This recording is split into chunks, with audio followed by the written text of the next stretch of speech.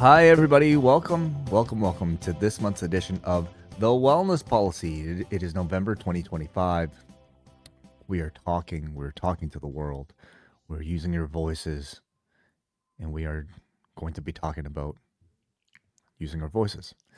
My name is Wai Ting. I'm here with Neal Flanagan and Jordan Goodman, back with me again. How are you guys doing? Yeah, all set. That's what you say before we start. All set. All set. Yeah. All set, guys. I'm doing better than I was roughly this time last month when I was, I won't get into the detail, feeling too sick. Thank God. Yeah. Wait, when's the last time you got sick? Good question. It might be like later this week because over the weekend I've been dealing with just a coughing child, and I think any minute now. I think my wife is coming down with something, so any second, really. Wait, have you ever been sick enough to miss a podcast? I don't remember it, because you might, like the situation I was in last month wasn't just I've got a sore throat and I feel a wee bit ill. It was like I might have to run to the toilet, and that's kind of the situation I was in. Right. Not to mention you had like multiple shows that week, so I mean, totally understandable. But I can't say I've been sick enough to that degree that I had to like cancel the show. So, what a pro. Yeah, well, you get to work from home too.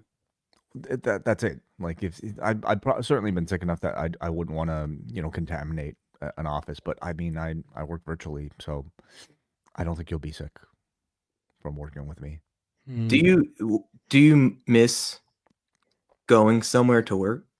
I kind of do. Yeah. These days, I really do like drag out my mornings where like I'll drop Oscar off at daycare and then I'll just like take my time going for a coffee. That's really my only agenda that that deserves an outing. So I'll just kind of extend that before I go back home and sit in my cold basement.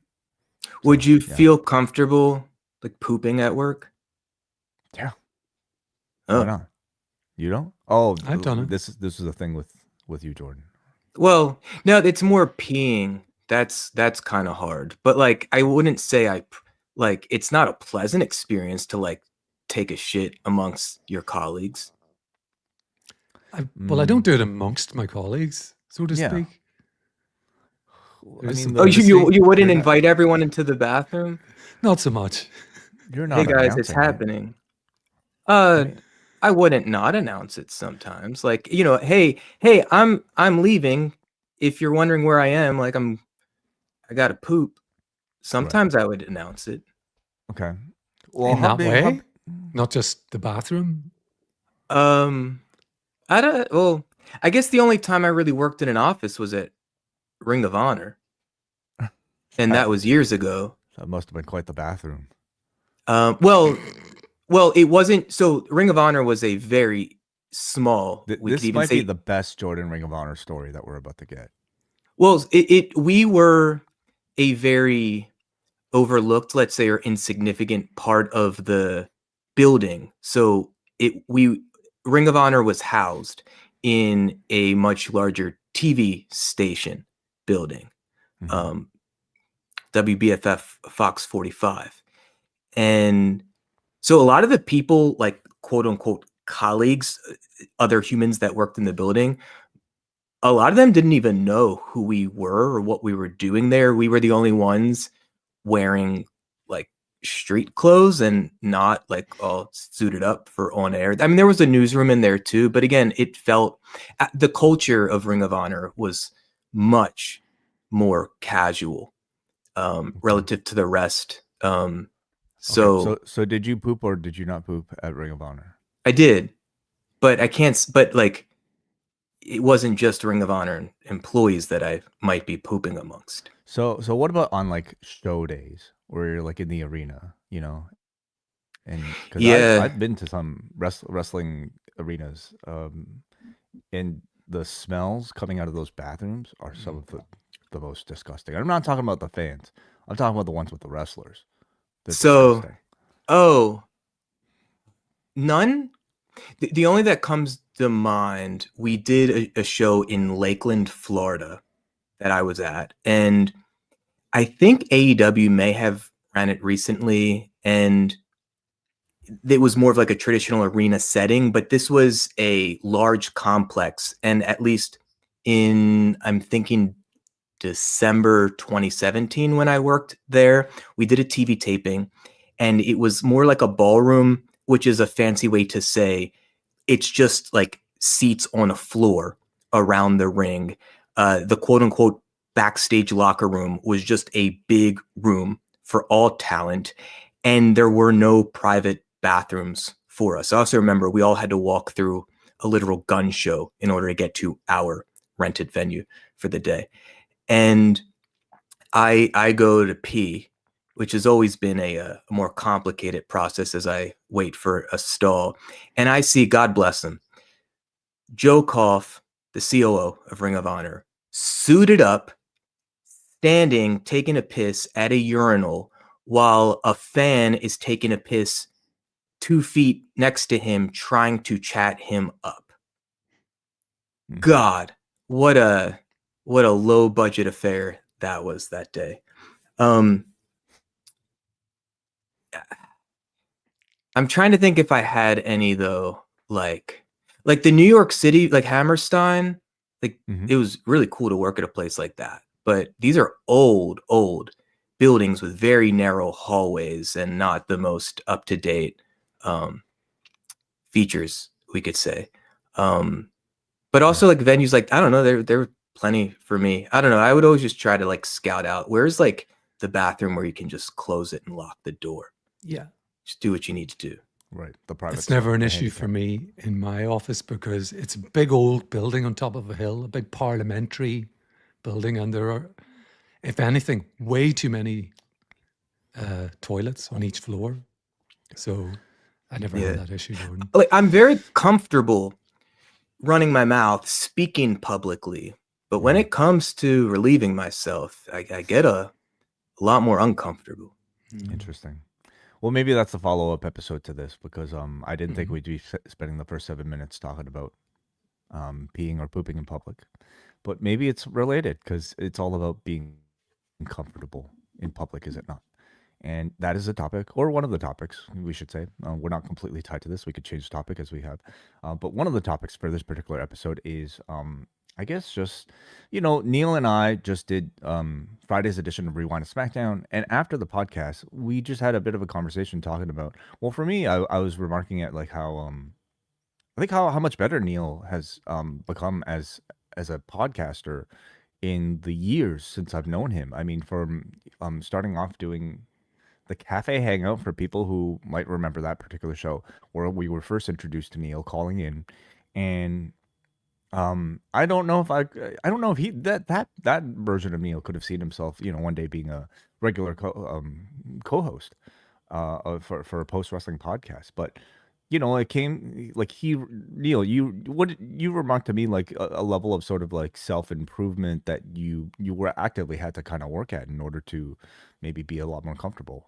Oh, for sure. I mean, the Cafe Hangout, for those who don't remember, is probably 3 years in the rear view at this stage, if not longer. More than that, yeah. More.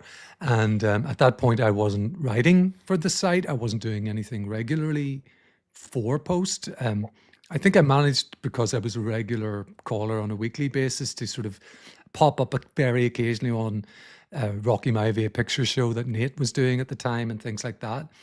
But I was very, very much finding my feet as in front of a microphone, like, even where to look, where to position the camera so that you're not looking in the wrong direction, all of those sorts of very basic things. And you will remember, Wai, that once I got going, and it was partly nerves, because I'm talking to two people that to me are kind of, famous in at least in the internet sort of sense, people I'm listed, used in a real world sense as well. Sorry, in every sense. We're very, very superstars, popular. TM. And so there was a wee bit of nerves there as well, because having listened to you and John for so long, for so many years beforehand. And I think part of that is then you just begin to ramble. And I would occasionally listen back and think, why did you need to say the same thing in 3 or 4 different ways consecutively? That kind of thing. And as a remark to you, I think on Friday, the more reps I suppose I got, I began to feel what it was is I'm becoming aware of where I'm going wrong, or if you want to put it that way, where I'm over speaking, over explaining, that kind of thing. And I thought the key to some sort of success was to process that, be aware of it, but keep it at the back of the mind rather than at the front. Because then, if you next time I'm maybe getting to go on up next, or it's my turn to do a rewind away, the same thing will happen if I'm really concentrating hard on don't repeat yourself, don't do this, don't do that. So it was just a longer, I think, process of those little mental notes transporting themselves from the back of my mind to, I guess, my mouth in the end. Very difficult to put it into words as a process, but I feel like it takes, and Jordan, I think, has made this point before, what it really takes is reps. It's doing it over and over again. I thought you put it into words wonderfully, because for me, I shared very much, I think, a similar experience myself. I mean, I don't know how many people would even remember when I started podcasting. This was like 30, 40 years ago. Okay. No, like it was like 15 years ago, probably. And I, like, people will know the story where like I'm very uncomfortable in front of a microphone, and John actually had to trick me into doing one of these. He just like brought me into a room at the radio station one day, to have a meeting, like a private meeting. He's like, "Hey, can you come in and can you have a chat?" And of course, he wouldn't tell me that the mics were recording, but of course I could tell. So anyway, so that was like one of our first podcasts, right? So Sorry, because I haven't heard it to this level of detail. okay, So yeah. he recorded He was a recording. conversation Yeah. that you were unaware was going to be published as a podcast. Well, that was his attempt. I mean, I could kind of tell right away. But what was it? Was a review of something? I think it was like a very, very, very early Ask Away. So like we used to call. Oh man, we don't have to talk about all this background, but as an addition to the law, like a little bonus, like they used to call it Live Audio Extra.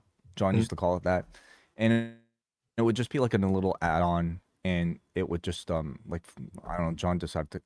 Somebody called it. I don't fucking remember myself at this point, but it was just a little extra bonus part. And John, I guess like because it would be like Jay and Dan on the actual review, John wanted to record something with me for the extra portion. So that's what it would be it. Yeah. So as someone who worked in radio, let's say in broadcasting, yep, at this time, there was no desire in being none. The one contributing through your voice. No, none at all. None.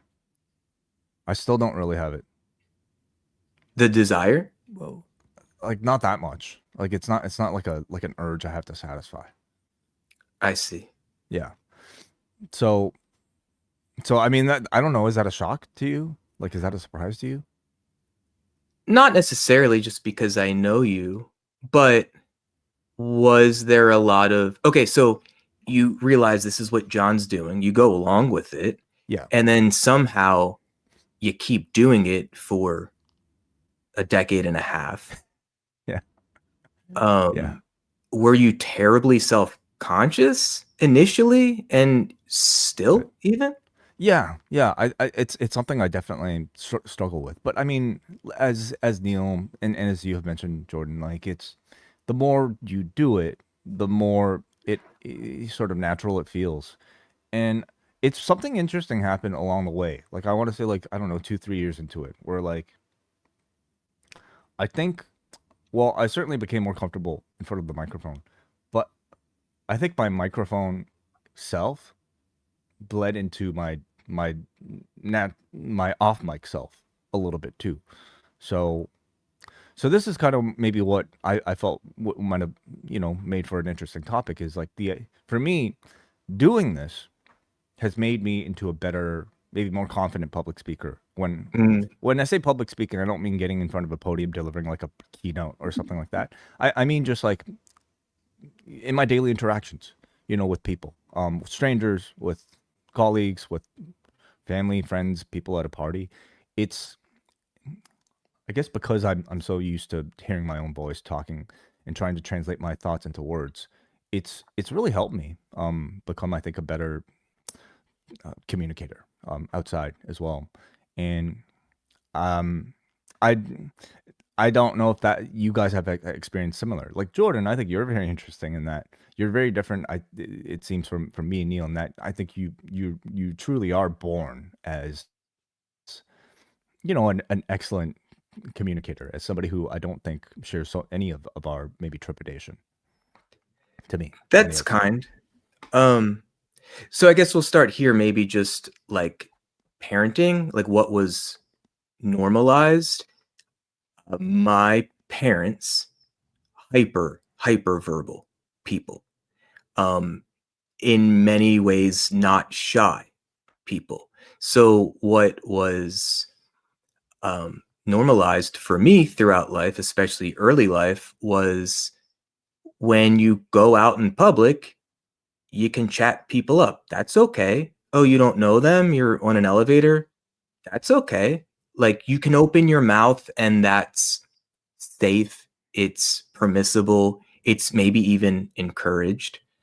Um, and my parents as well were just very verbal, to be simplistic about it. Like, they talk a lot.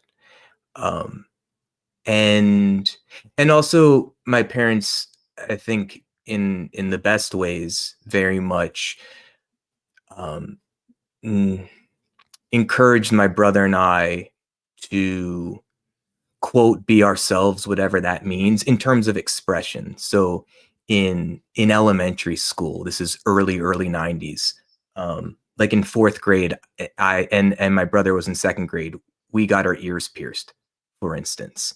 And I remember that became like a talk of the school, so much that my mom recalled like talking to the principal about it, within a day or so.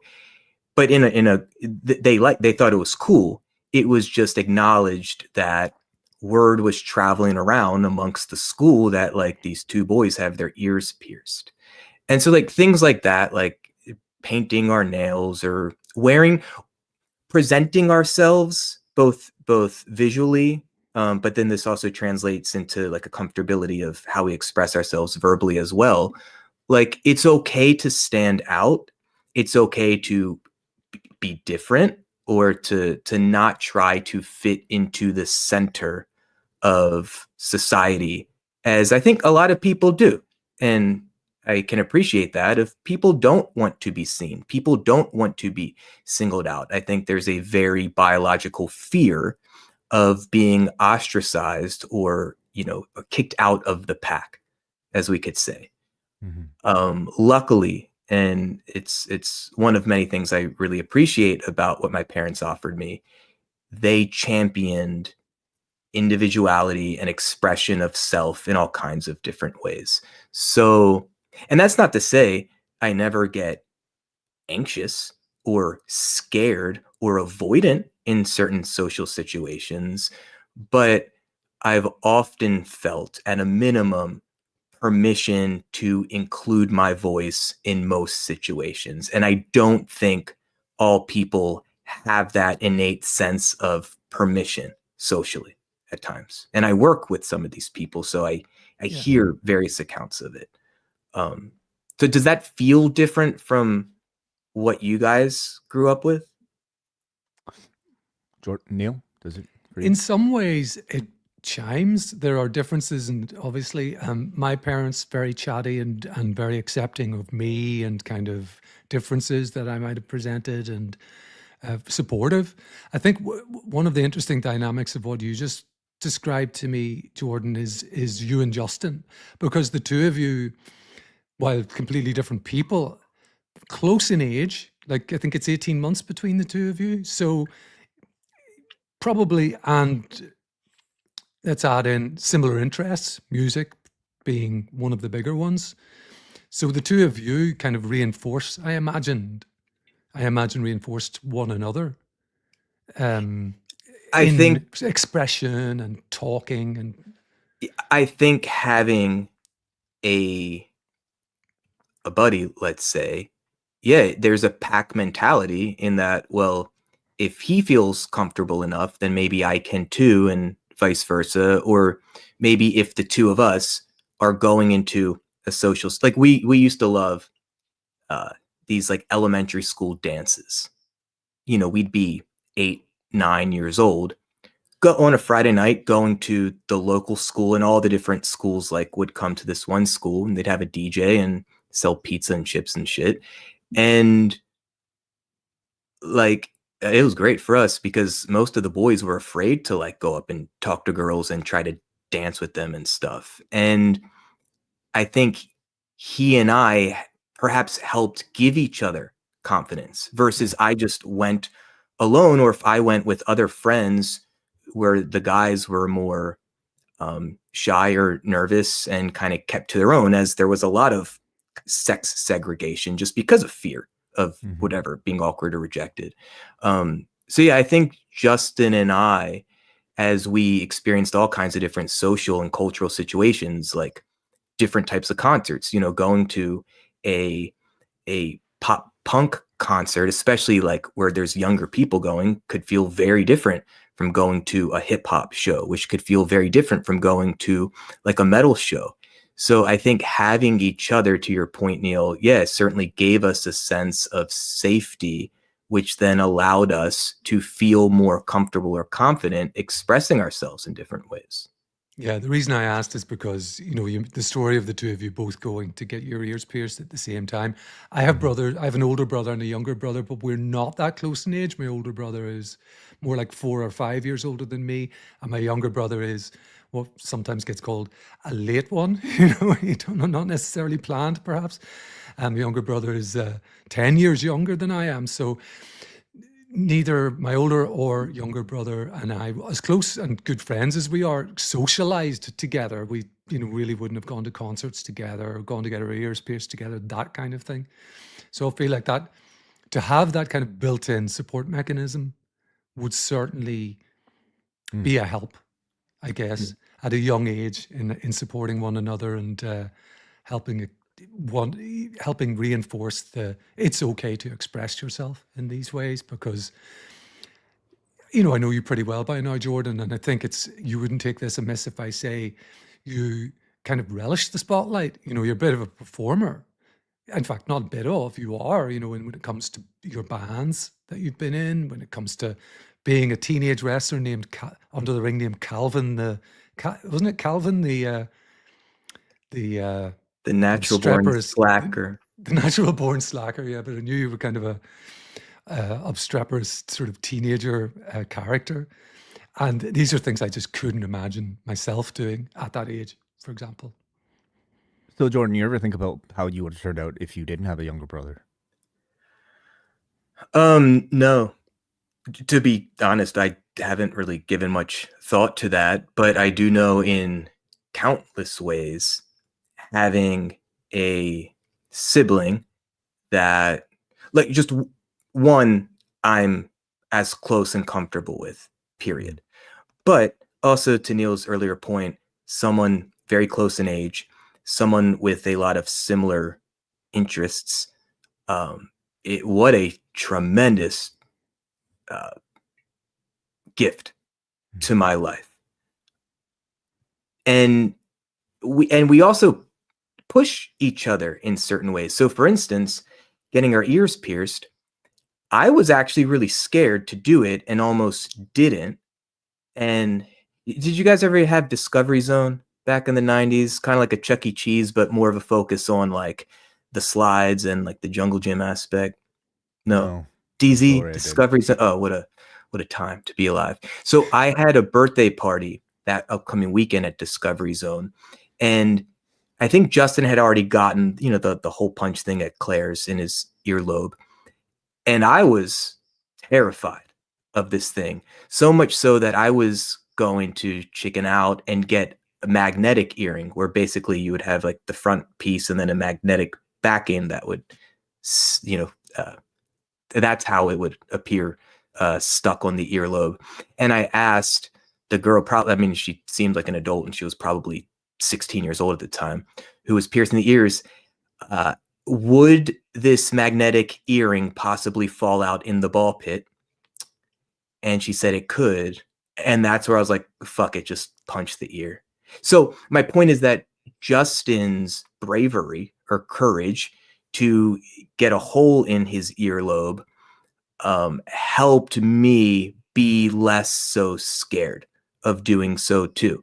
He also, in certain ways, is far more sociable than me, especially when it comes to chatting up strangers in public. And I don't think it's so much that it makes me nervous or uncomfortable, but he seems often, as a rule, to be interested in doing that more than me. Like, I don't think I've ever been in an elevator with this guy, with a stranger, that he didn't at least attempt to engage with verbally.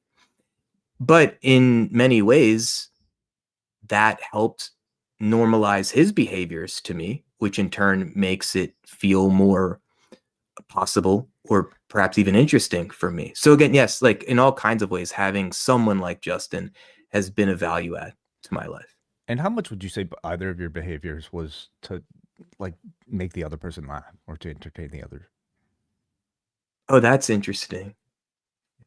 So because you what, always had an audience for whatever true, crazy idea you wanted. other friends come to mind where when I think of being with them, I'm going for the laugh oftentimes. And that's just a dynamic that I've kind of clung on to in certain relationships or friendships. And I've never considered this, but to be honest, with Justin, he's not someone that I'm always looking for the laugh.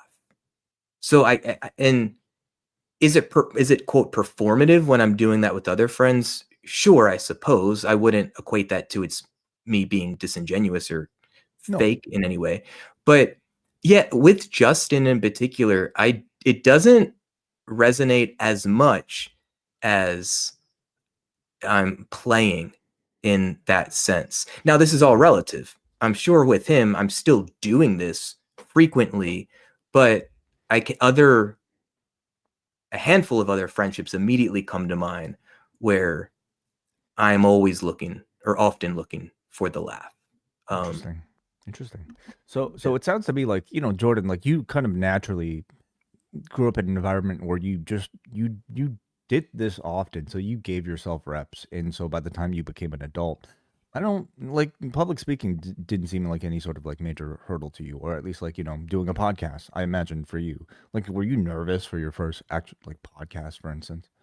I mean, I recorded podcasts 15 years ago that were never published for different reasons, but it wasn't nerves. Certainly it wasn't live. But when I started publishing a podcast with my brother and our buddy, Matt Halpern, Chocolate Croissants, Way You Were a Guest in 2020.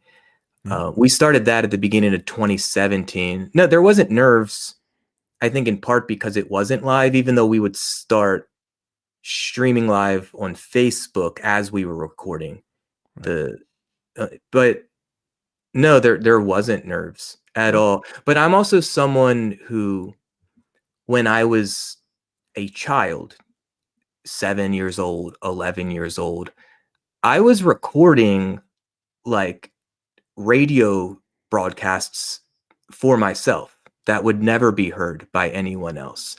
When I was in high school, I went up to the office, I assume at some point, and said, hey, others read the morning announcements sometimes. Can I do that too? So I just had a natural desire to use their microphone to read the morning announcements. I've, for whatever reason, have always been drawn to sharing my voice in different ways. I took a radio production class in undergrad. And I think most primarily, I've mostly been attracted to especially as a kid, wanting to get on stage like as a drummer in a rock band and using my quote unquote voice in that way. Right. So yeah, in all kinds of various ways, it's been more naturally interesting for me to express myself, but part of the desire is to be heard in doing so. Do you have that, Neil, or like that sort of feeling, you know, or what's your form of self-expression that you think It's comes interesting. more natural? It's an interesting question. I don't feel that urge to. There's no intent, and I'm not saying this is the case with Jordan, to try and have notoriety out of any of this. You know, if anything, I kind of like being fairly anonymous in life. But I do it mostly for money, not notoriety. yeah, sure, yeah, that big check. But I enjoy talking to my friends. And I think that's what it really boils down to, is that, like with you guys, I've gotten to know you both pretty well at this point. You're among my closer friends. The same goes for John and and Braden and Davey as well. And so if I get sort of an on spec, would you like to come on and do something from another podcast network? I'm not interested in that particularly. For example, it's not, by the way, not that they're breaking my door down to try and get me, but it's happened once or twice.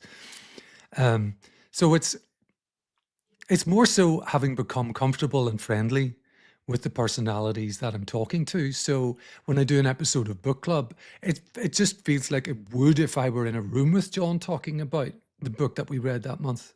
There's no pretense. There's obviously some guardrails about what you say and what you don't online, for example. And I tried not to swear as much as I might.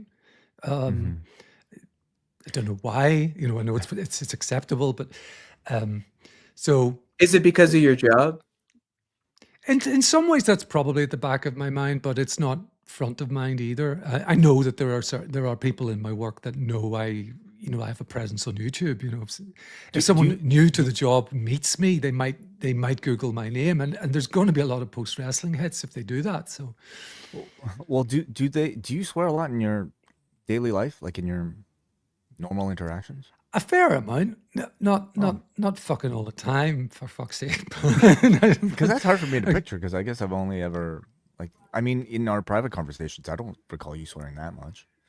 No, I'm not averse to it. I'm not, like, do you know what I mean? It's not something I don't feel like I have to self-censor an awful lot, but when I feel it calls for it, and that's all situational, whether it's humor or humor more than anger or whatever, you know, I would say. Yeah, gotcha.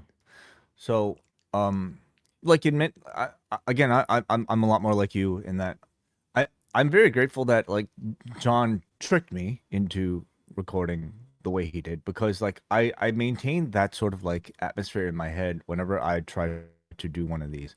I tend to prefer thinking about these as private conversations because number one, it makes me feel comfortable. Number two, I tend to think that makes for the best shows, in my opinion, like my own preference of shows. That's not always the case. Like often we're here to like actually deliver news. We're actually here to like perform a service, and I have to be a lot more conscious of the audience. But my personal preference when it comes to recording, both in terms of like personal comfort and also just I think the quality of the show, is to pretend we're all just in a group together having a private conversation on air.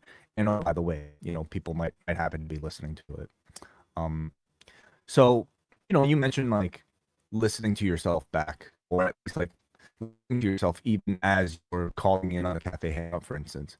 And I think that's like a really important skill to have, not just like in, you know, like doing something like this, but no matter what you're doing, like somewhat aware of perhaps how you might be coming across and self-reflecting on how you might be able to change and improve. Is that something either of you have to actually think about, or does it just kind of come natural to you? I think me more natural. Now it depends on the social situation. Like if I'm presenting at a professional conference, which I sometimes do, versus, you know, I used to, you know, engage like in classrooms more, college students, but also preschoolers. with kind of the drum team building stuff that I do. So it's like different audiences. Obviously, I'm going to consider the context, but then there's always this push and pull. At least for me, what's felt important is how can I still be myself in this social context, depending on the audience, the people I'm engaging with, but also the purpose.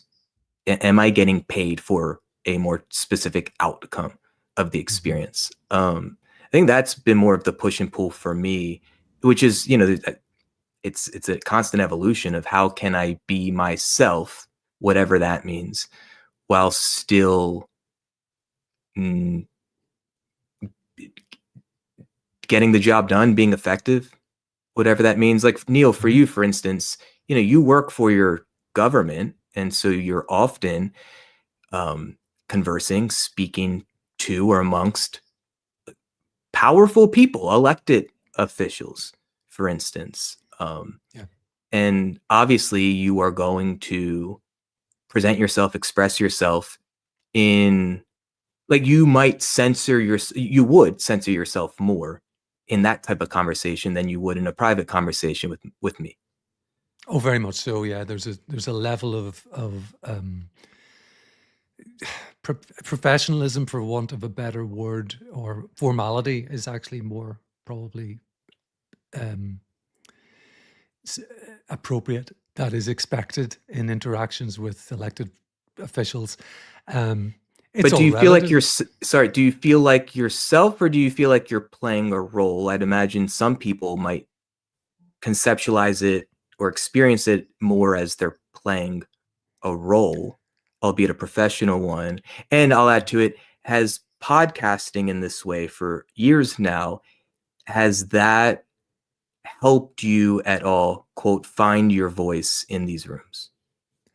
The answer to the last question is undoubtedly yes. I think I've managed to get my point across in a more concise and understandable way. And there's a confidence level that comes with all of this, I think, that just manages to creep itself into the psyche, because by nature, I'm a little more of an anonymous, or wanting to be in the background a little bit. As an example, just as a throwaway example, at Forbidden Door, I was in the press sort of area for that, traveled over to London. And on this occasion, as opposed to All In the previous year, there weren't kind of, oh, there's Dave Meltzer, there's Brian Alvarez. There were some of the more prominent people in the wrestling podcasting media space. This time, are you familiar with Vinny V? He's on the sort of he's on the Wrestling Observer side. He podcasts with Brian Alvarez a lot. The two of them do a show together. He was there, and he was the only North American I recognized, but there were quite a few from the UK side of wrestling podcasting that I recognized. But I didn't approach any of them. A couple of people said hi, Neil, to me, and I was like, oh, hey, and it was the way we were old pals. But for the most part, I just sat back and was trying to do a job. But to get back on point, with work, I would go 50-50 in answer to a direct question, which is like, it's about 50% me just being me, and 50% me being what's expected of someone in the clerking side of the Northern Ireland Assembly, which is, imparting information in a professional way. Right down to the kind of, if you want to put it in quotes, uniform of a shirt and tie and so on, and even in a environment which is an old building built in the 20s, which is actually far too grand, probably some would argue, for a place as small as Northern Ireland. This enormous building called Stormont Parliament Buildings on top of a hill. It's like something from the West Wing, when you first go in there. So all of that plays into, yes, I'm playing a part and playing a role, not in a fake way, but this is how I'm expected to behave, for example. Yeah. Wai, because your entryway into this was podcasting and not like traditional radio, because I guess with podcasting, it's far more it feels more casual. It feels less structured. I think for some people, being on the quote radio, they may lean more into these are the norms and expectations of the role of someone being on the radio. Yeah. So for you starting by podcasting, did it feel maybe like a more approachable way to find your voice? 100%. I think that's a very good question, good observation. There's a big difference, I think, between being on the radio and doing a podcast, right? I would feel a lot more self-conscious about like saying an and or stammering or like taking my time to pause to think about my words if I was on the radio. If I was on the radio, I feel so much like the time I was taking up, the air I was taking up was so much more precious because I think you have to go through probably a number of, well, in my mind, a number of like hurdles in order to even get the chance to talk on the radio, right? I've done it a couple times. And it's very nerve-wracking because you're just thinking about your voice going out to, even though like I mean I've done like community radio that like nobody would be listening to, but you're still thinking, oh, millions and millions of people might be checking this out. So you're super nervous. But podcasting, I guess you're thinking the audience size is going to be a lot smaller, even though at this point I think it would, depending on the podcast, it would certainly rival a lot of over the air things. But there's also, it also just doesn't feel like it's as I don't know, a big of a responsibility that maybe having a radio position might, because There's less risk or less at stake. yeah, I think Maybe it's that way. analogous to a wrestler having their first 50 matches on a lower level indie versus on Raw, which with like a Maxine Dupree. I don't know much about her background as a wrestler, but my understanding is that like that system is the extent of her wrestling experience. Yes, you're wrestling maybe behind closed doors in a small, I don't know, like gymnasium versus on television, right? In front of a wider audience. And you know what? Like, I think when you're starting out, it's a lot less pressure. There's also advantages, of course, to being like pushed into the fire. And if my ambition was to like be a really good radio voice, like be a really good, um, uh, talk up to the post type of like DJ. I think you want that sort of pressure, but I don't know if that's the type of broadcasting I prefer. And I think part of where we're at in this conversation is that my assumption is that for those who start just on radio and not a podcast, they might feel like they're playing more of a role because they haven't yet had the experience or the time or the reps to find their voice. So what comes to mind for me, I'm a licensed psychotherapist, and when I was in grad school and starting to make that transition from academia to actually working as a therapist with people, what I would hear, and I think what was really just good, I don't know if it was advice, but more so just a message from a professor, was when you start, it'll kind of feel like you're playing the role of psychotherapist. And then over time, you start to become yourself, where the lines blur, and then you quote find your voice. And that's exactly what happened for me. I think I benefited personally from feeling less clung to the playing the role as psychotherapist. And I think we already sketched out a handful of reasons why. It was normalized for me to feel a bit more comfortable or confident in my sense of self. I felt more permission with clients even early on to be, quote, less traditional, if that means cursing, quote, when appropriate, or wearing something that doesn't look like what some of us have in mind with the traditional male therapist, whatever that may be. Yeah. But I was still, it still was like, kind of stepping into the arena, holding my feet to the fire, similar to radio, where this is real fucking therapy now. Like, this is a real client who is using medical insurance, and I'm obligated, or at least expected, to offer value in this role. So there certainly were ways in which I had to fake it until I made it, per se. And I think plenty of maybe others, it may take longer for them to feel like a more natural self merges with playing the role. Yeah. I mean, I think we can apply this to a lot of different art forms, including professional wrestling, where like maybe, okay, like first couple of years of somebody's career, they're going through the performance center, learning the fundamentals, trying to replicate maybe what others are teaching them or what they see. And then several years into their careers, you see maybe some of that natural personality be able to come out. And that's maybe a lot more allowed because you know you're good. Like you already know that you got your fundamentals down. Well, now I can merge some of this with what makes me unique. And interesting to hear you talk about maybe your trajectory as a therapist, maybe following something similar. I will say though, the first time I like quote did any form of therapy was as part of a class in grad school. I worked with an undergrad student. It was being recorded, like video and audio. And this wasn't like John Pollock podcast situation. Like the client very much knew they were being recorded.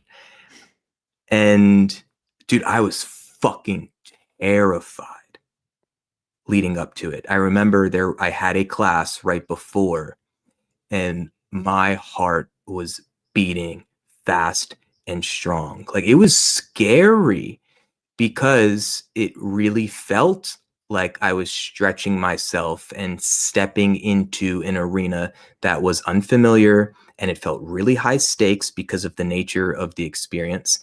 And I felt terribly unprepared, not because I thought I would suck at it. It's just I hadn't done it before, and it felt like a big deal. Which, by the way, I never really felt performing music, oddly enough. And I started doing that at a much younger age, like as a child, publicly. And did it make you want that experience more, or obviously it didn't shy you away from it? Like, how did you feel after the experience? I think I felt great because I very quickly established like a comfortable rapport with the person I was working with. And I mean, this was so long ago, maybe 16, 17 years ago now. But what I do remember walking away, I think the agreement was we're going to do 4 sessions. And after the first one, I felt like I got enough feedback from them, and it may have been just very direct and overt of like, hey, that was helpful. Thank you. So I felt effective in it, which obviously made me infinitely less anxious going into it the second, third, and fourth time. I think that's another. But if I sucked at it and they weren't into it, like I may have been twice as anxious the next time. I think that's, in a broader way, one of the other ingredients of all of this is it's all very well to build up one's public speaking or podcasting or whatever skills in that sense. But whether it's like your profession, Jordan, or whether it's this podcast, in the end, you have to have something to say as well. And what I was going to mention is really on the back of what Wai was talking about before, being on the radio or being valuable on the radio, maximizing those minutes. I think one of the things, it's why you're frankly so beloved, Wai, in this community, is that you do have a real eye for the artistic side of wrestling, for example, and a really good way of, pardon the pun, explaining what it is that you see and what you think, and sometimes in ways that I think others don't. So there's that too. It's not just having a nice voice or being able to articulate pretty well. It's having something interesting to say that people want to hear as well. Thank you for that. That's part of it too. And that obviously goes for all walks of life, whether it's like you're doing wrestling podcasts, Jordan in his professions. Myself, I spent a short time with our engagement team at work, which was bringing in groups and trying to educate them a little bit about what the Northern Ireland Assembly does. And I remember it wasn't a wonderful fit for me, so I moved on from it. But one of the more memorable occasions was when the Guide Dogs Association came in. So the audience I was speaking to were at least partially blind, and that meant that we couldn't sort of run through the usual, here's some sort of slide assisted PowerPoint visual representations with videos and things like that. In the end, I took advice from some of the people within that group about what's the best way for me to communicate most effectively with the group. And the answer was, well, it's got to be conversationally.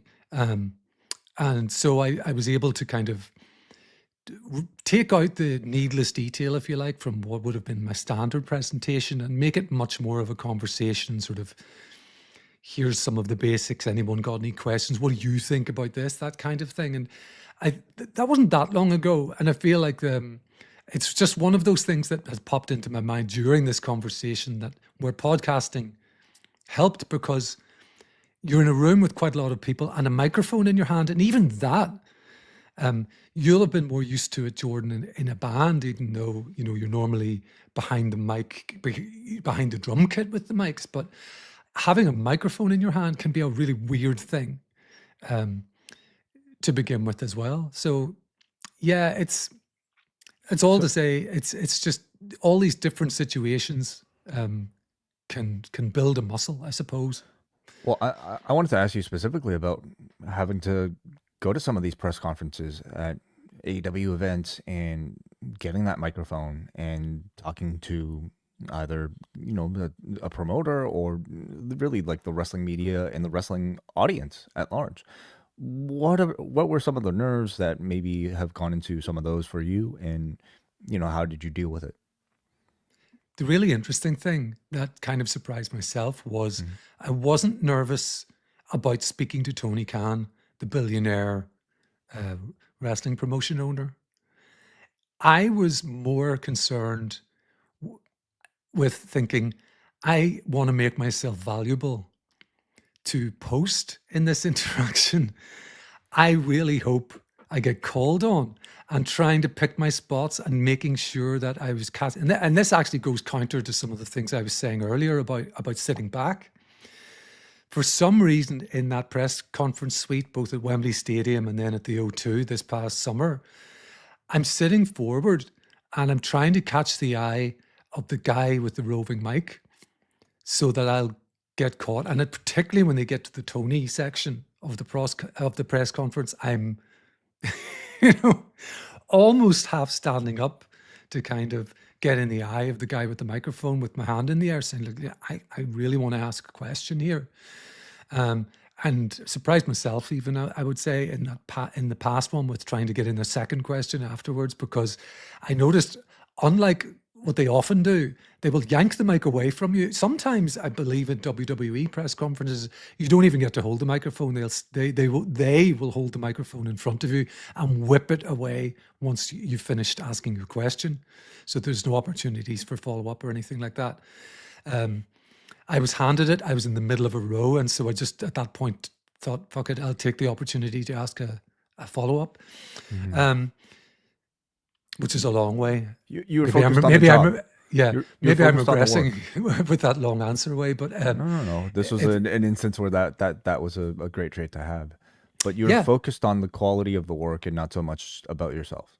Very much so, particularly this past summer where I couldn't file anything. I couldn't the signal was so bad in the arena that I couldn't even do some live social media updates or send photographs and things like that. So I wanted to make my presence felt.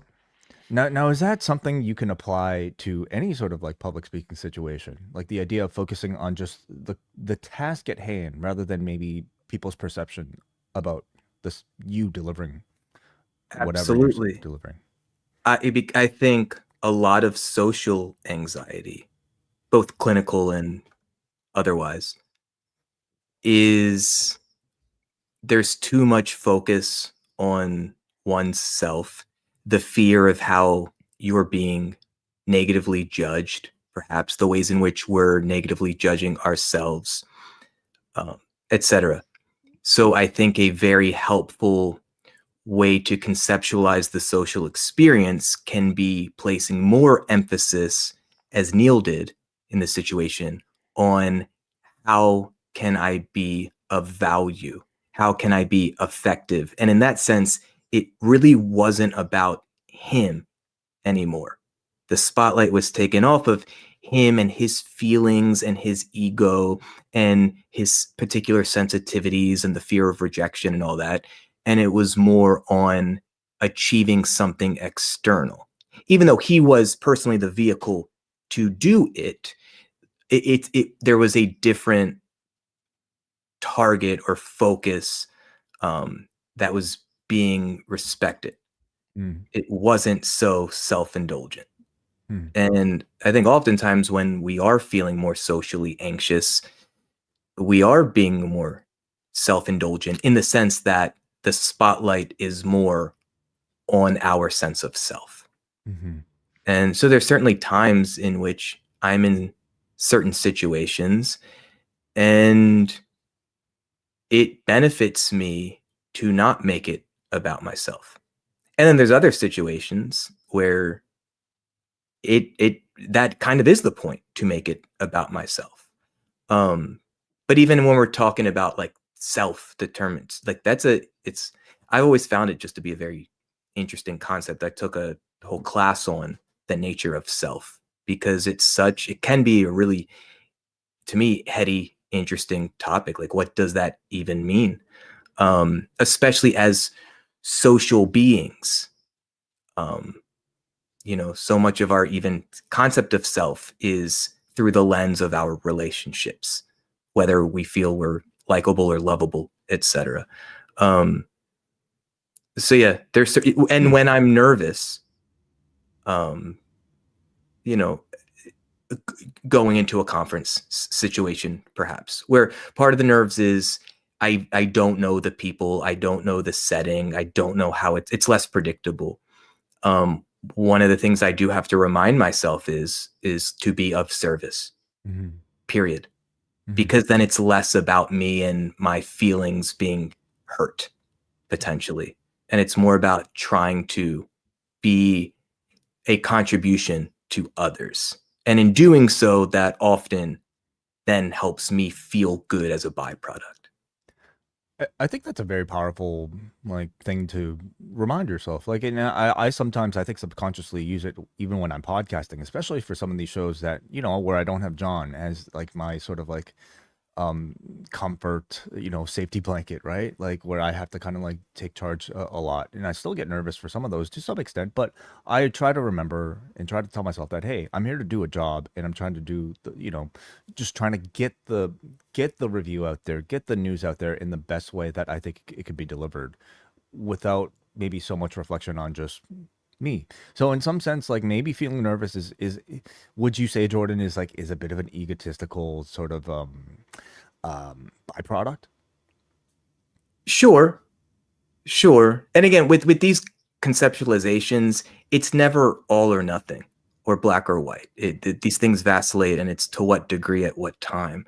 But also sometimes, here, this is interesting. So when I was in grad school, but every now and then I'll go to a conference where I'm not presenting, but it's more I'm part of the audience, and sometimes there's the opportunity for audience interaction. But this was more frequent when I was sitting in classes where, again, I'm the audience and the professor is more so the one facilitating. But, sometimes I would have something to contribute, a question to ask, an opinion to offer, and I would raise my hand. And this was pretty typical for me and deeply frustrating because it was hard for me to understand why. So as soon as I committed to myself to raising my hand and contributing, in the lead up to it, oftentimes my heart would start pounding and racing, and sometimes my palms would get sweaty. So I would be having these physiological experiences of stress or anxiety, but logically, like, it didn't make sense logically to me, because I really, from a psychological perspective, I didn't feel nervous. It didn't feel actually risky for me to contribute. In fact, I wanted to contribute. I didn't need to, but I desired to. But for some reason, I would often have this really uncomfortable, sometimes intense physiological response. So I guess what I'm trying to say is, I don't know if that's necessarily like an ego thing.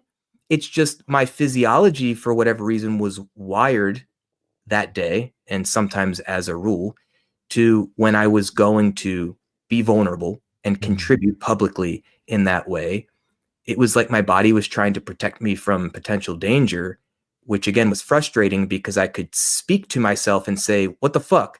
I'm fine. Nothing's wrong. Nothing's gonna go wrong. But yet physiologically, I was a wreck. But I don't know if that was ego. Right. I have to think there's some sort of biological, like, prehistoric reason why we are wired to naturally feel those nerves To in those survive. situations. Right. Well, what is the danger of getting up and being the center of attention? That you could be ostracized from the tribe. If you say something offensive, if you say something wrong, if you say something offensive, if you say something stupid, you could be kicked out of the tribe, and the tribe is dependent on one's survival in the wild. That's my take on it. And you're also making yourself a target. Yeah, that's the vulnerability. Often voluntarily. That's why I think, as a rule, most people want to hide in the center of the group and not be seen. One, and I spoke on this specifically at my father's funeral, he showed me through his actions the complete opposite. He was someone, for better and worse at times, who was more interested on living at the edges. He was okay. He was tolerable of being seen, of being misunderstood, etc., for better and sometimes worse. And I think he was an exception and not the rule for how most people are oriented socially. Why do you think he was that way, if you had to guess? What made him feel comfortable in that discomfort? I don't know, because the paradox was, in certain ways, he was a incredibly socially anxious person, and in other ways he was incredibly bold, and regardless of how anyone felt, I don't know is the honest answer. Now, like, for me, and also going to the edges, not playing it safe, not trying to fit in and hide. Again, if we want to be the most generous, if we want to be the most effective and valuable to others, we need to go to the edges. So going to the edges isn't just some like provocative posture for ego's sake, or to disrupt in a negative way. Someone has to lead. So to be the one willing to raise your hand, to be the one in a social situation, to be willing to go first and say, hi, this is who I am. Who are you? That can be incredibly generous. But it's also inherently more vulnerable and risky. That's where the generosity comes in, I feel. Absolutely. I have great admiration for people who, we might look at it as people who are leaders in those sort of situations, because they are willing to put themselves out there. At One risk of the One of the things I've most admired about my brother Justin is that if you're at a wedding, let's say, and the social norm and expectation is for people to dance to music, well, someone's got to go first. And I've always been fascinated by this like social situation of everyone's kind of on the periphery of the dance floor, and maybe like the DJ or the band has started playing. And people want to dance because eventually many of the people do dance. But who's the first to dance? And sometimes it's just everyone kind of, or a group of people start at the same time, or sometimes it's, hey, a group of us 6 are just going to start and then others join. But God damn it, Justin, he is more than willing and comfortable seemingly to go by himself and start dancing. And no matter what people think, positive, negative, or otherwise, I think he finds a purpose, a joy in being the one to go first, no matter what anyone else thinks. And I would assume, I haven't asked him directly, he probably sees it as an act of generosity too, because it helps others feel more comfortable to do the thing that they're wanting to do, but they're waiting until it feels safe enough. Fascinating. Hey, Wai, Yep. can I rewind just a moment before we proceed? Because with Jordan mentioning his dad, and you were talking to both of us near the beginning about our upbringing and how, that played into it all. But we didn't get that from you. So I'm interested, Okay. family dynamics. You've often said before that the sort of the Hong Kong people, very verbal, very Oh, yeah. expressive. Did that parlay itself into your family life as well? I'm just curious. Yeah, interesting. Maybe it's tough for me to answer because I've never thought about this, like how much maybe my parents' dynamics might have like rubbed off on me as a public sort of like as somebody who talks. Um, to be blunt, like a lot of the conversation I remember typically involves shouting, all right, and like shouting matches, and that almost had the opposite effect on me, where like I really don't shout much, and I try not to because I just I don't know, I didn't Yeah. like it much.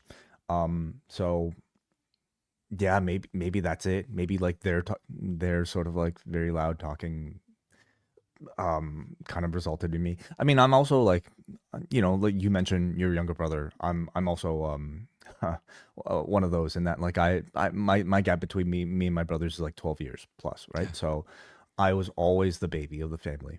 And for that reason, like I guess I I never I probably didn't feel that much pressure or need or like even, probably wasn't asked that much to speak up, or at least in those certain environments, right?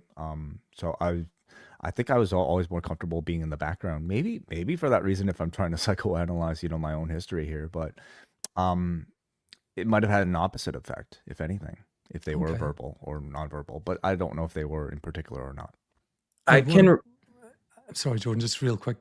please. And what about I'm assuming those early memories, you're talking about Cantonese being shouted. So what about the transition when you moved to Yeah. Well, that's English? interesting. So my brothers would tell me because they're like a bit older, so they have a recognition of me like being a very young person to somebody who transitioned over here, and so I'm even seeing this in my own child, and I saw it in my own nephews, like when they're young ages. But like when you're young, you talk a lot, like especially when you're just discovering your ability to speak, right? My kid, my 3-year-old, like talks a lot, and he's got no filter. Just like the other day, he was watching my partner cook, and he's like, the whole time he's just like, I'm hungry. I'm hungry. You're taking too long. Like he'll just say whatever like he is on the top of his head. And it's like seriously, it's like Hell's Kitchen when you're trying to cook for him, because like he's completely anyway. So but my nephews were like this too. But then at some point, and I was like this apparently, but then like at some point, I don't know if it's just like you're just more self-conscious, you're just more aware of your surroundings. I mean, I became a lot more quiet, when I was probably like 6, 7. My brothers think that it was because of the transition from, me being in an environment where I knew the language to an environment where I didn't know the language. Um, I tend to think it's something that was probably just a bit more innate within me anyway. So they would tell you that, yeah, maybe my change environment might have had something to do with it. For me, I tend to think it was more of a natural progression anyway. Interesting. Yeah, it is interesting. I'm just appreciating how no one took the bait on 6, 7. We're too old. I do relate to you in a sense. Now, again, everything's relative, but my parents and my brother, in ways in which they could communicate amongst themselves, sometimes was a bit louder and more fiery than I think what I would have preferred. And so it's interesting because sometimes I'll interact as an adult with someone who only knows me through my parents in that family unit. One of these guys owns a tuxedo business that I went in about a year ago to rent one from him. And like, he doesn't know me as a more fully formed person in the world. And I was chatting with him and like, I'm aware that some people perceive me as a relative mute relative to how my dad was and my mom is and my brother is. Like, I'm the soft spoken one. I'm the introspective, quiet one. Just because I think sometimes in my own family's dynamic, I would go a bit inward because sometimes that to engage felt a bit chaotic at times. Yeah.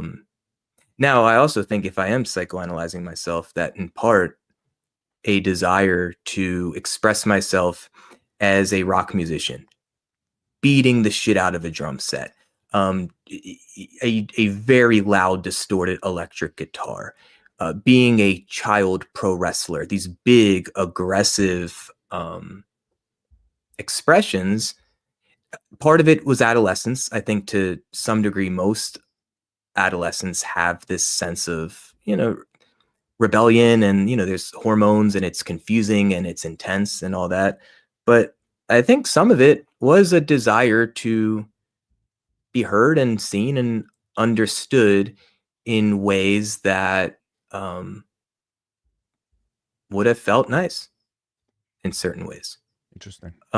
So with that said, Wai, Mm-hmm. can you identify as in terms of, were you drawn to things as a child that felt more like a ways for you to express yourself?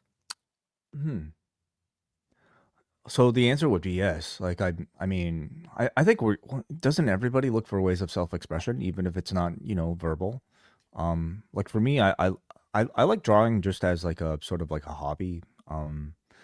And then eventually maybe it became video production. That was sort of like my hobby, or music maybe even.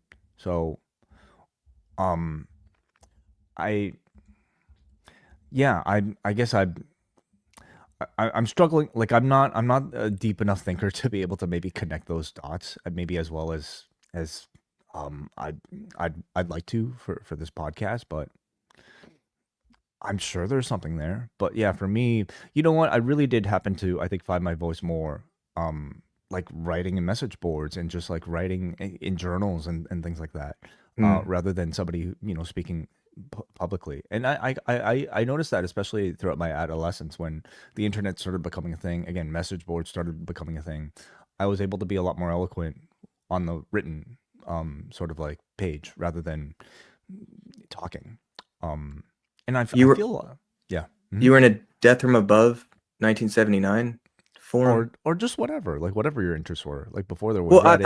I'm asking, like, what kind of communities did you feel in It might, encouraged to express yourself? well, it might be pro wrestling. It might be, yeah, sure, like music. It might be, like I was like, I feel like I was like on a Tom Green message board or something. Like whatever your interests are, right?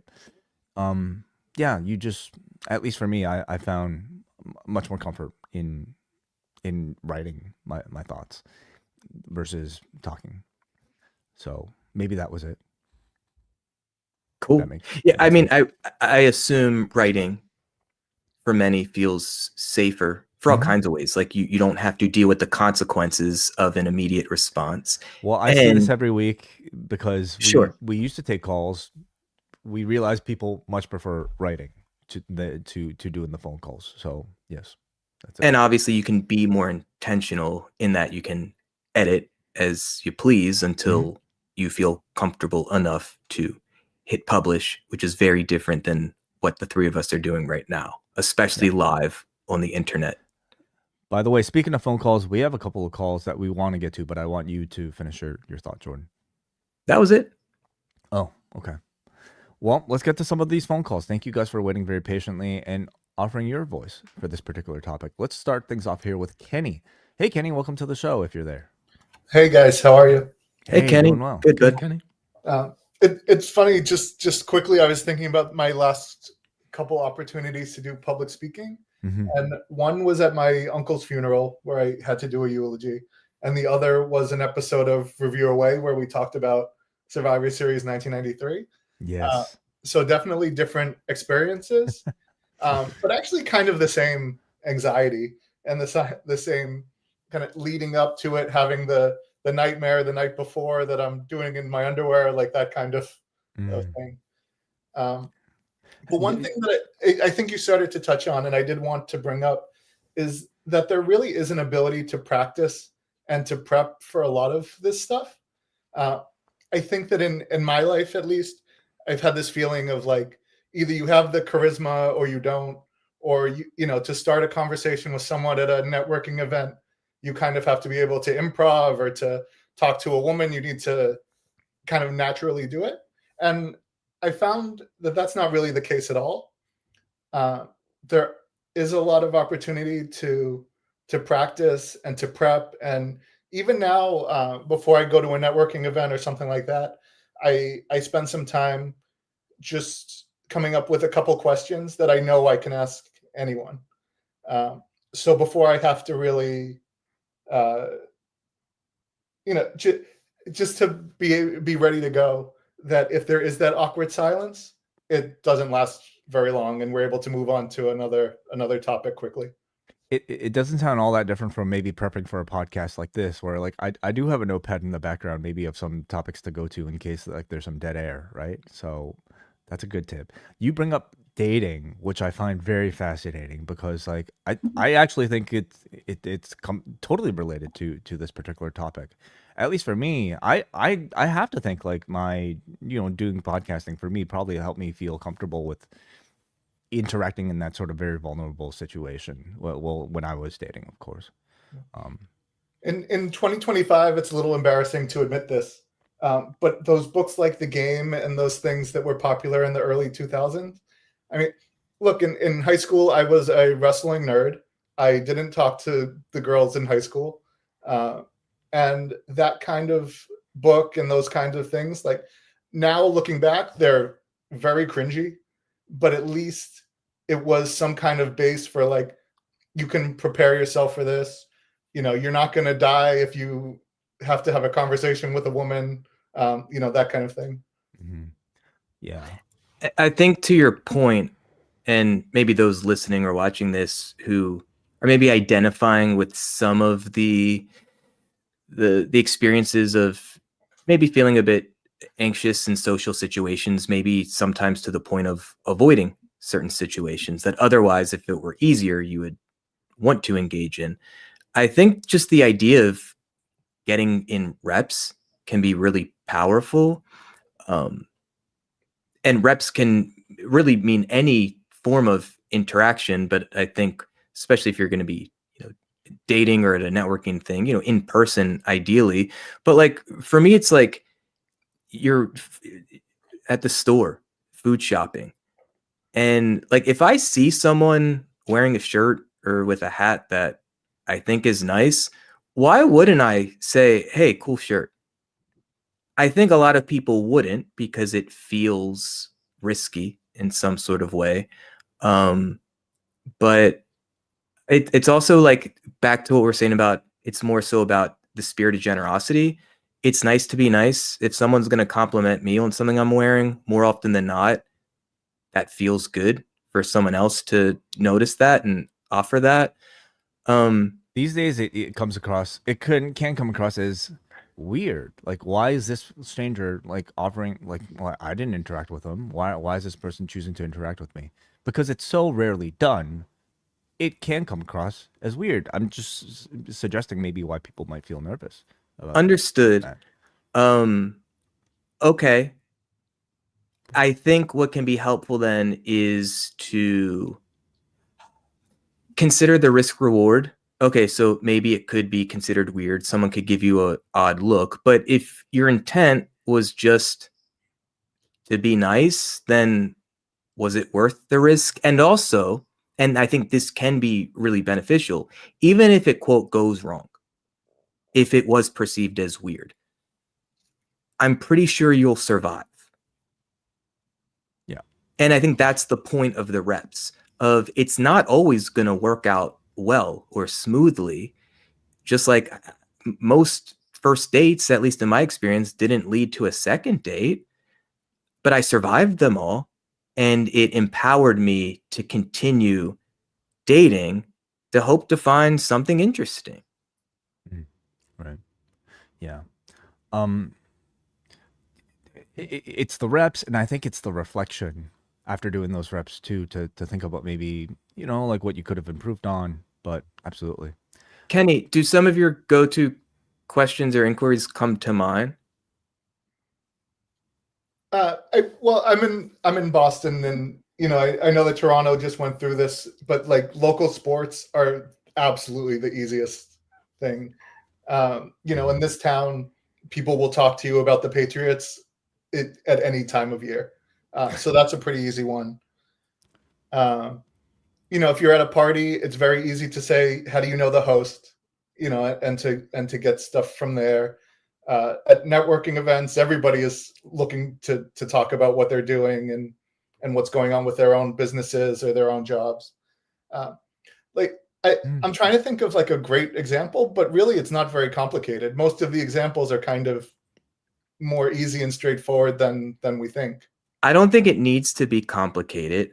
Also, when we do these more, let's say, mindless prompts, hi, how are you? Things like it's more about establishing connection, and sometimes it's less about what's actually being communicated, if that makes sense. It's a way to feel someone out, to see if there's willingness to engage or not.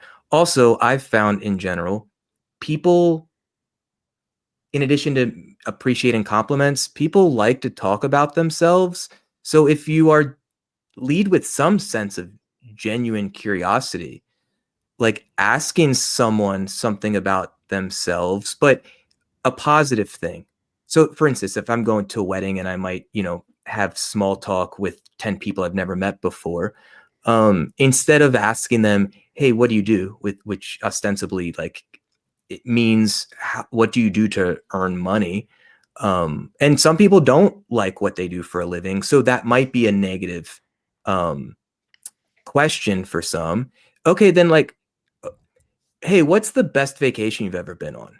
Hey, what's the last like song that got you excited? Like something positive, I think, can help you set yourself up for a more successful social interaction. Yeah. One quick last thing. I don't want to take time from everybody else, but recently I downloaded the ChatGPT app to my phone, which allows you to have a conversation directly with ChatGPT. And I've started to kind of practice networking with AI. I only last about 5 minutes at a time because it starts to really creep me out. And I start to see like, oh, I get how people fall in love with this thing or whatever. But just to give it a prompt of, let's have a 3-minute small talk conversation has been kind of interesting because, ChatGPT is never going to reject you and they're going to keep the conversation going. And it's been, kind of an interesting experiment to get those, as you said, to get those reps in a very safe environment. So you specify that it's only 3 minutes, right? Is that it? I don't specify that necessarily. That's more about as far as I get before I go. This is getting a little creepy for me, and I want to stop. Well, do you have a dissent? Like, how do you end the conversation, and how does ChatGPT tend to? Because we've all been in those situations where we're like at a party and we're with somebody, we're talking to somebody for too long. Neither of us really knows how to end it. Have you had that with a ChatGPT, or do you just close the browser? Yeah, I think that with ChatGPT, it's a little easier to just hang up on it. Because I think that's a skill too you got to work on. But certainly in social events, I've gotten used to saying, it's been great to talk to you, but I want to say hi to someone else or some other people. I wish I could close the browser on some of these people at these parties. Okay, fascinating. That's AI will creep into all of these conversations because I imagine plenty of people will be practicing, by talking to AI. Hopefully not as a full replacement, but for some people maybe.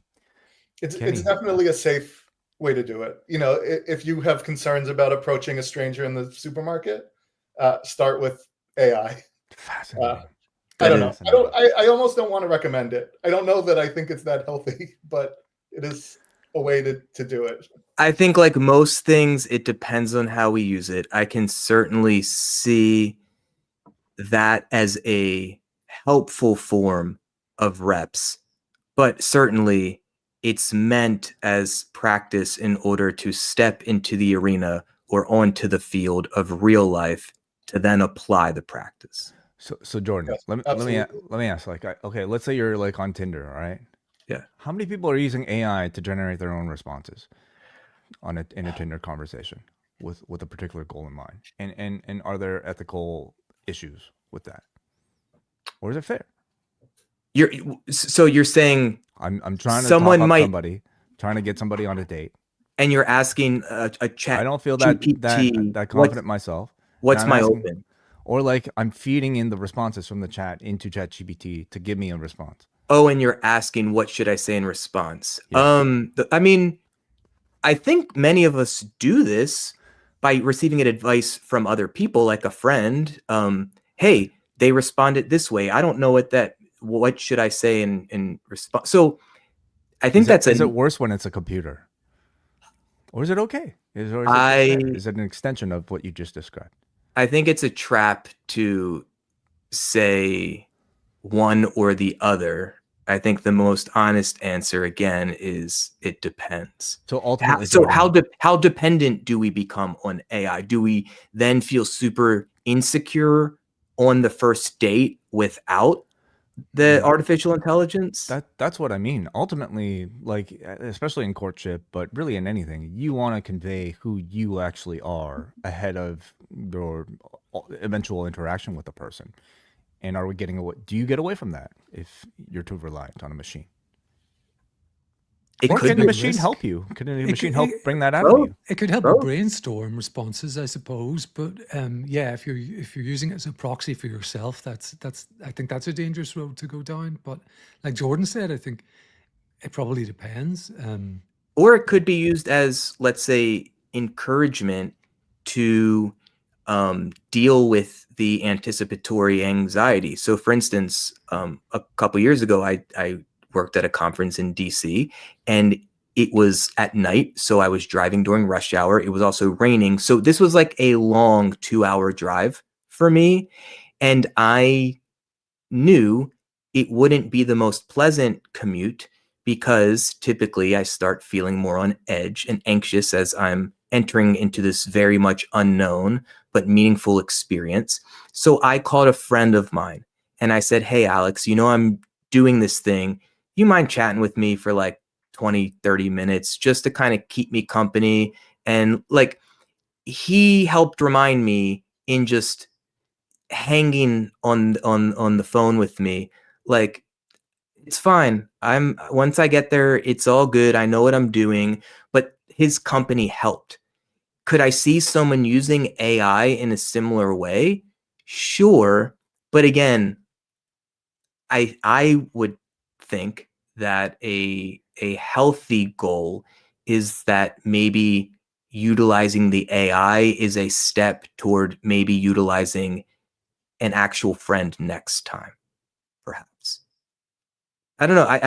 I see the slippery slope of dependence on technology in these psychosocial emotional ways. Yeah. I don't think we're stopping it. No, and I'd be a fool to say there's no value in leveraging its value either. But like most things, it depends on our specific relationship to these things. You know, fucking alcohol isn't necessarily bad. Yeah. I think with great power comes great responsibility. Yes. Thank you, Kenny. Last point. Sorry, last point. When I'm having these conversations with the app, it is something that is very friendly to me and very reinforcing that I am great, I guess. And I'm lucky to have siblings and a wife and friends who are, giving me more standard reinforcement, positive and negative. But it is very easy to see how quickly it could become a dangerous thing for anyone. You just have to prompt it to be an asshole or like somebody who's drunk and try to have a conversation. I might like that more. Appreciate the call, Kenny. Thank you very much. Thank you, guys. Thank you, dude. Thanks, Kenny. Let's go up next to Stefan. Hey, Stefan. Welcome back to the show. Hey, how's it going, guys? Hey. Good, bud. Doing well.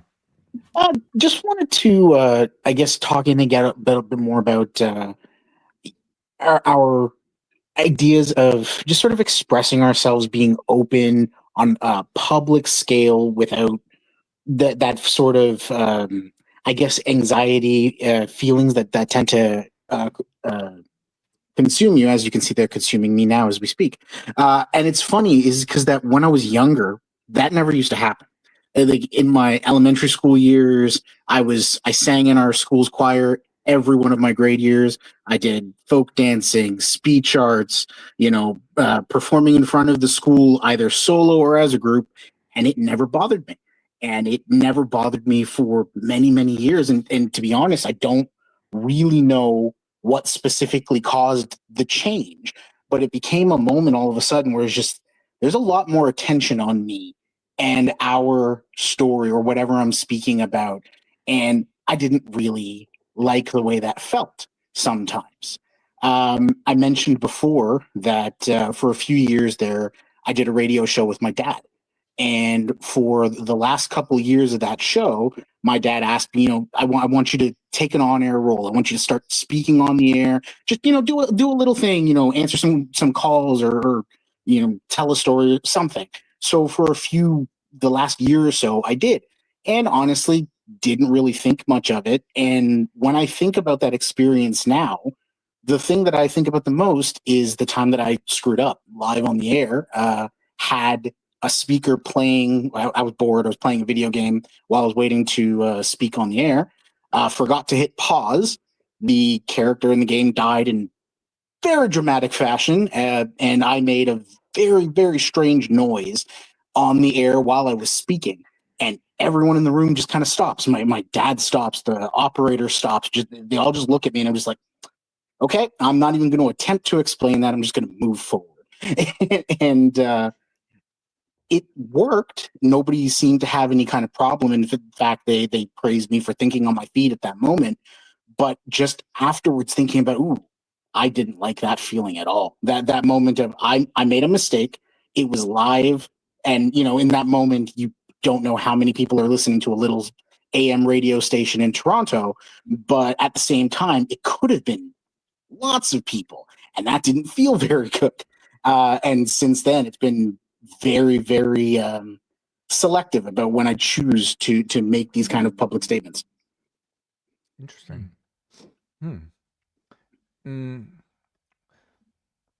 And like, so you clearly desire to want to overcome this, right? A little bit, yeah. It's not something that is natural. I used to enjoy being able to communicate like with the way we're doing now, but it never used to be so difficult for me. In most social interactions, it's not a problem.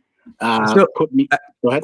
What's the story you're telling yourself about that experience? Well, it's funny is because honestly, when I think back at it, I just think of it as a really funny learning experience. I made a really strange noise, but at its core, I recovered, landed on my feet and kind of moved forward. And that was great. But it is still something that I just still come back to whenever I think about, I guess public speaking or anything like that. I don't really have any kind of fear, not associated. Like I don't have, those butterflies in your stomach beforehand, but I do constantly think about that moment. So is this call difficult for you at all right now? A little bit. It's not so bad, I guess, because I've called in, I've spoken to you guys before. It's nothing out of the ordinary. But like when you guys used to do like the cafe hangouts and stuff, that was really nerve wracking sometimes. Interesting.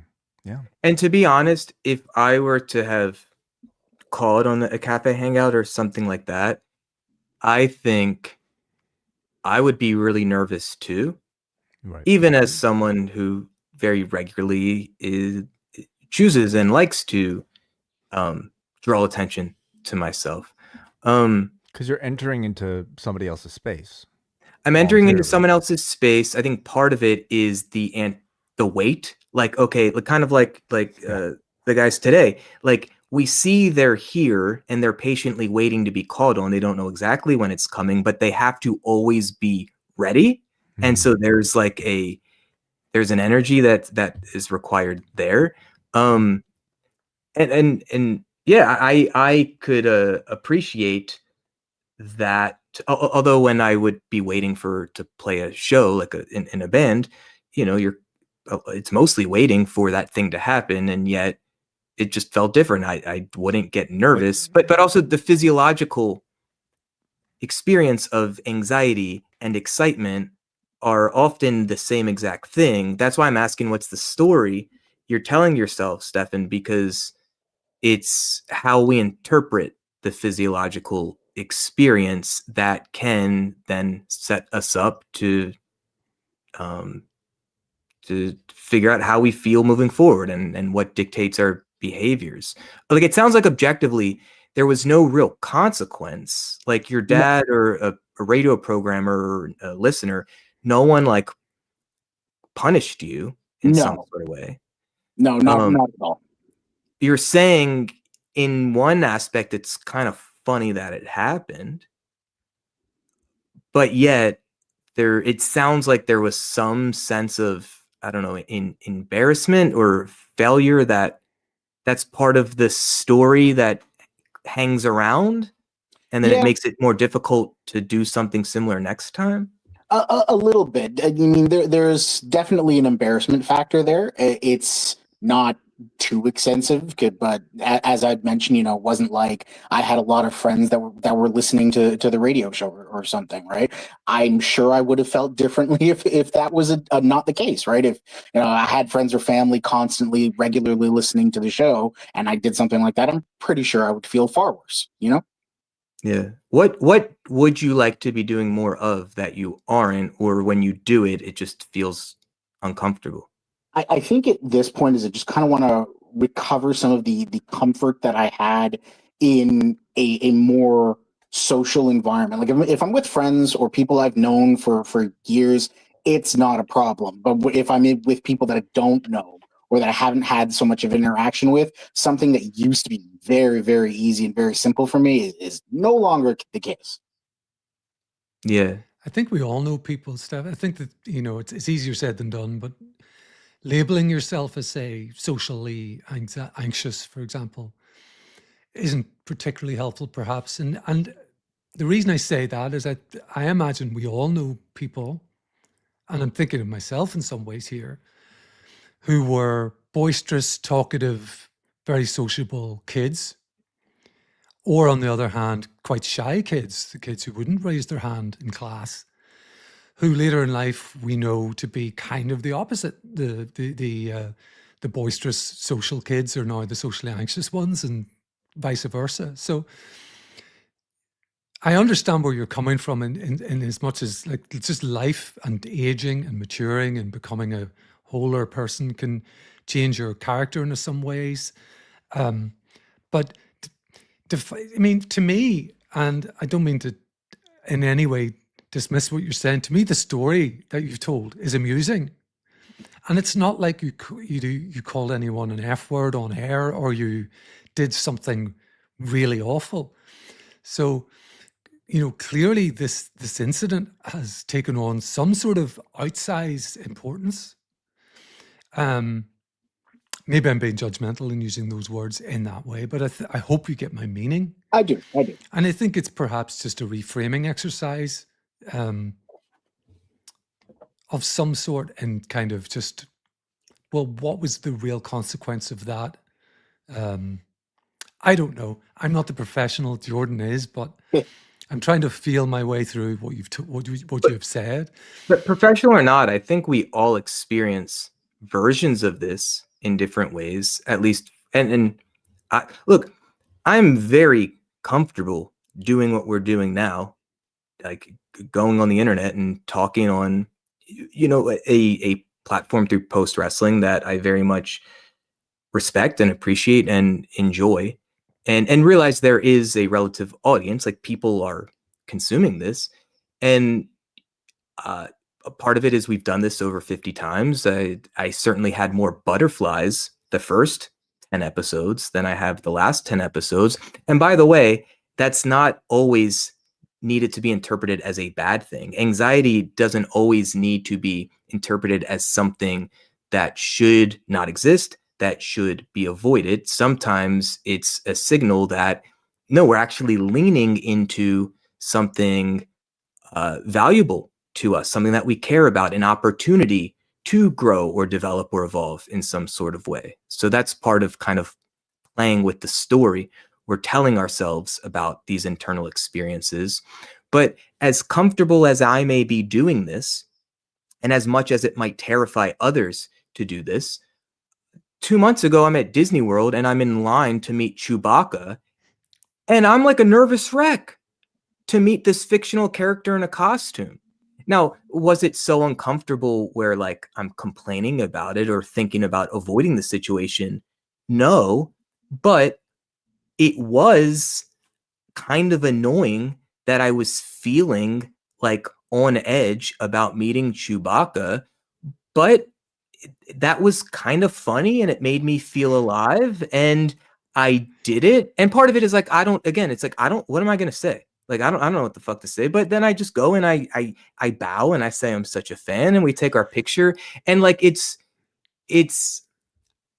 the worst thing I could have done. And I recognize this is like a true but silly example, but I think in general, the worst thing we can do in similar situations is to avoid the situation because we're a bit anxious. I think more often than not, the more we avoid, the greater the anxiety develops. Yeah.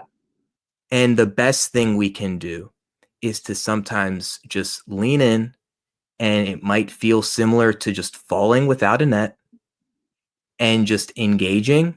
And again, we want to be smart. We don't want to put ourselves in literally dangerous situations, but many of these social situations, like complimenting a stranger in the supermarket on their t-shirt, again, that's very different than like complimenting a person on their body, for instance, or saying hello, how are you, to someone at a networking event. These aren't inherently dangerous situations. They might feel kind of risky, but they're not dangerous. We're in no real objective danger, most likely. And if we're able to just do the thing despite the fear, I've found most of the time I feel a tad more confident to do something similar next time. And I think the focal thing I keep coming back to in all these different types of conversations is just, what is our sense of comfortability or security in ourselves? Okay, you're on the radio and the video game was left accidentally on and the character died and you made like an odd vocal sound to that. Okay, like, period. Okay, like, that's okay, is what I mean. Yeah. I remember presenting at a keynote at a psychology conference, and as I'm talking, my mind went blank. That's like the worst thing that could happen when you're being paid to run your mouth and provide value to other professionals. And what I said in that moment, would I do this 10 out of 10 times? Probably not. But what I was able to say in that moment was, my mind just went blank. I don't remember what I was going to say. I trust that if it's that important, it'll come back to me, and that's okay. And what I did was I basically, in front of the group, acknowledged that it is okay that I'm not performing as well as I was hoping to in that moment. End of story. And guess what? All was well. Yep. I get Easier that. said than done, certainly. But it is possible, and I think it's more possible when we have conversations like this where we're actually looking at the thing that sometimes feels uncomfortable and getting curious about it, and maybe developing like some more compassion toward ourselves and openness to experience. And that's the way forward. All right. Well, thank you guys for listening to me ramble. And just one last thing is also, I'm very much looking forward to the Transformers the movie review. That's going to be amazing.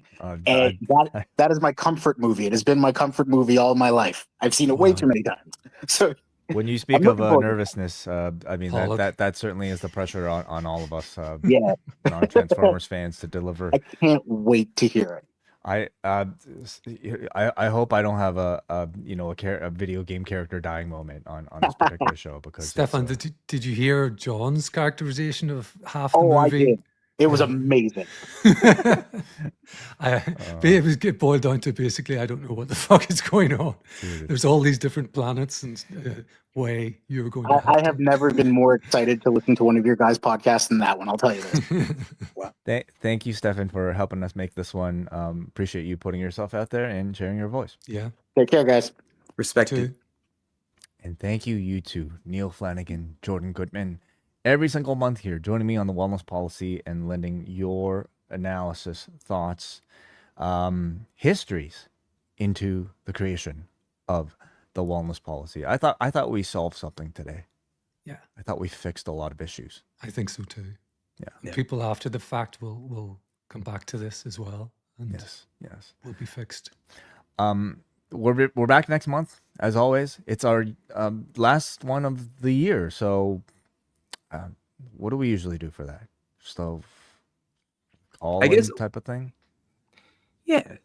Maybe relax, let loose, maybe not be as clothed. We all got the sweaters going. We got to maybe show shoulder next time. It's cold in the basement. I think that might be the naked episode might be reserved for the summer, because I don't know if we'll. I'm against even a tank top episode. You've seen how hairy my arms are, you too. So. I actually cannot imagine you in a tank top, Neil. What theater of the mind? You're about to, because he will be traveling to Florida. This is true. Now, in February, which might be t-shirt weather, I don't know if it's quite tank top weather, but we will be sharing a hotel room. I assume you won't be fully. I mean, will your wrists be covered even in the hotel room at all times, Neil? I do have some long sleeve t-shirts. It depends just how offensive you think this forearm for viewers really is, in terms of the Chewbacca that we've just mentioned. So. Oh God! Speaking of physiological responses, I'm having. So no beach time for you guys. Oh, a bit in February. I would hope we will be spending Super Bowl Sunday 0.8 miles from the Atlantic Ocean. What could be more American than that? What a vacation. I look forward to that in the new year. But join us again in a month's time as we wrap up 2025. Maybe reflect a bit on the year that we've had. Maybe look ahead to 2026. So join us then. The Wellness Policy. You can always leave some feedback over at postwrestling.com/Discord, where Neal Flanagan is very active. Okay, so leave a message for him. We'll all get it at some point. Thank you guys for joining us. We will talk to you guys later on in Post Wrestling. Bye bye. Take care.